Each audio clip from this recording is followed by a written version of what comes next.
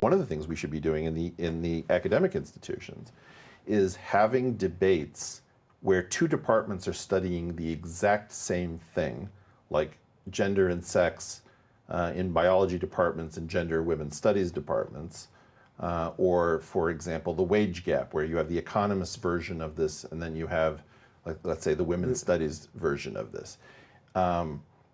We should be holding debates to bring about the unity of knowledge, and so we understand where are we divided if you have two different academic standards.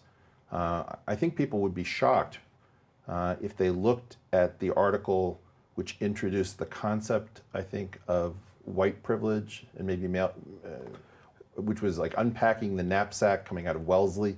If they looked at the... That's where a lot of this stuff was born, right? That very piece. Well, some of it was born in that piece. Some of it was born, I think the woman's name is Professor Crenshaw at UCLA, the intersectionality, which originally had a very different flavor than what we call intersectionality today. It's very important to look at the genesis of these ideas and to look what is their academic pedigree. And they're not all terrible ideas, but a lot of them are just heuristics that are fighting things that are much farther down in the stack. And it's not to maul anybody. Look, if the wage gap is really 25 cents, I want to know. But I don't trust that the wage gap is 25 cents if somebody refuses to control for things like, the choice of what field they get their training or how much kin work they're doing.